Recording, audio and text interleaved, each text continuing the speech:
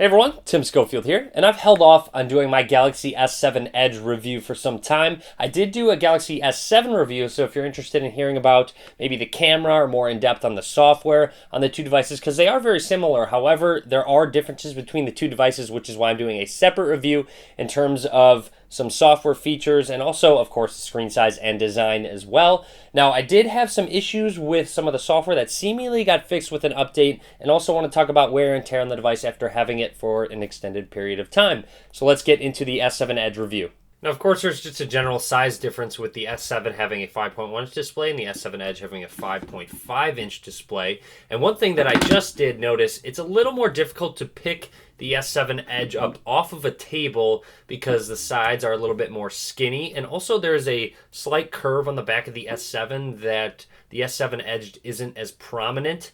So when you set it down, it sits a little bit closer to the table, so it's a little bit more difficult to pick up off of the table. Right when I got the S7, I threw a skin on it, mainly because of the amount of fingerprints that collect all throughout the glass that's on the back of the device. It gets kind of dirty and oily. You'll see at the back with that light hits. And also I've noticed, I want to try and get a good close-up of this.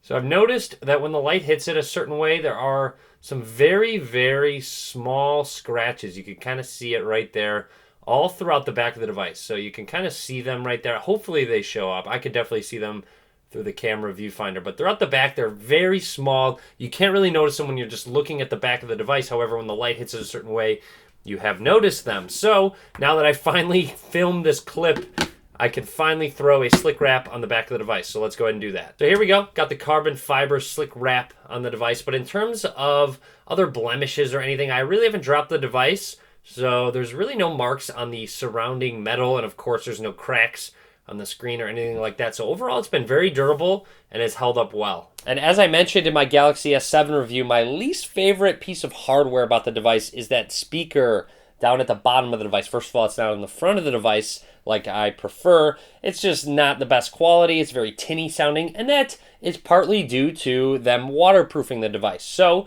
with that waterproofing rating, I use it a lot more than I thought I would, and it definitely adds to peace of mind. And I find myself using it in places that I normally wouldn't bring a cell phone, such as the pool, for example. I might use it in the pool and know that if I drop it, it's not going to break. I have dunked it in water. I did a water test video as well. I'll link to that in the description. But I've even taken it in the shower with me. I always listen to music in the shower with me, so I've had it right next to me. I make a point not to just soak it in water all the time, but if it's raining out or anything like that, I'm not worried about it getting wet whatsoever because I know, hey, I've dunked it in water before and it still works just fine. Here's just a quick close-up so you can really see how much thinner that metal siding is compared to that of the S7. You also notice the power button's thinner as well. Flipping it over, here's a look at the other side with the volume rocker. So with that being said, because it's so thin on the side, when you do hold it, it's more comfortable than the S6 was. However, it still is just a little bit uncomfortable when you've got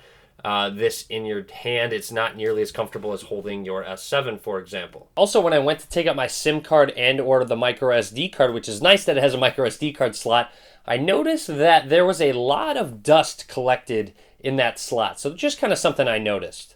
Now, in terms of that Edge display in general, visually, I really enjoy it. It's a great experience. Just the way that images and text and just certain pictures and videos fly off the sides.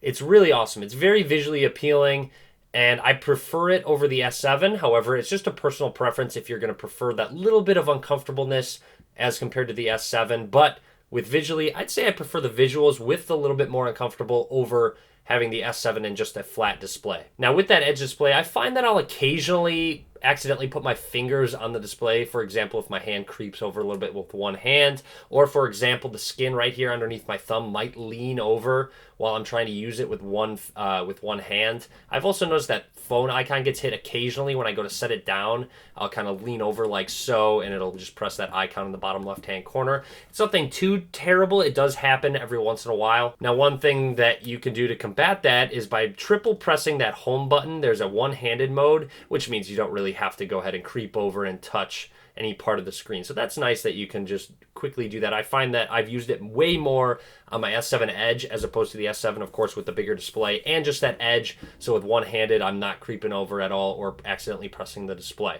Now, of course, with a bigger design on the S7 Edge comes a bigger battery, and that has helped battery life. So even though the display is bigger, you still have better battery life on your S7 Edge. And you'll notice it by these screenshots. Here's my screen on time, 4:33, 4:34, 4:44, 4:38, 4:41. So very consistent and very high. 4 hours and 41 minutes screen on time is a lot, and it easily gets me through the day every time. I've never struggled to get through the day on my Galaxy S7 Edge. So awesome.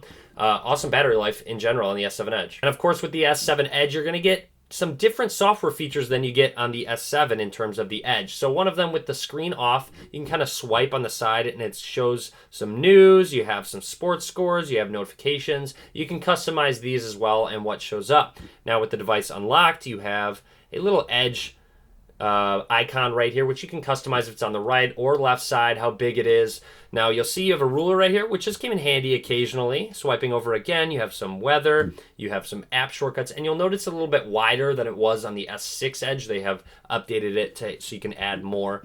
Compose message is kind of what I use the most in these tasks. Here's a bunch of news, and then sports scores. Don't look at that Hawks score, unfortunately. And then we can jump down into settings, and like I said, you can customize what are on, what is off.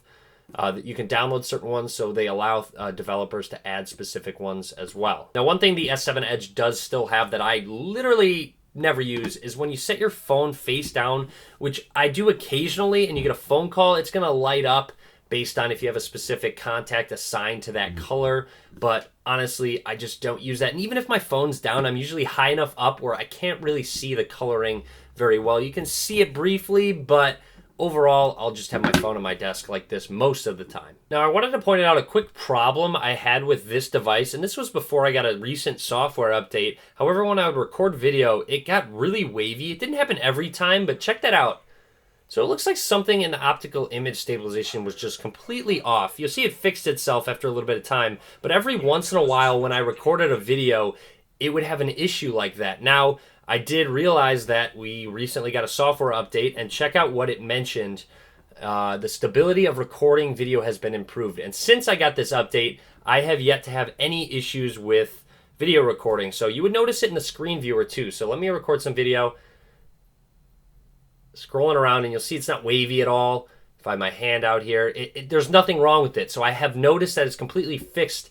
I mean, I guess I'll mention it on social media if it comes up again, but it has not happened since that specific update. All right, so that's my review of the Galaxy S7 Edge after a couple months. Now, if you want to hear more about this device in terms of, like I said, camera, some more software things, performance, it's all the exact same on the S7. So go check out my S7 review. It goes way more in depth. This was more of, hey, what's different about it? What can you expect from it? And what has my experience been like after a couple months? So hopefully you enjoyed this video. Lots more to come. I will revisit these devices. I actually plan to revisit the S6 pretty soon. So stay tuned for that. Click that subscribe button.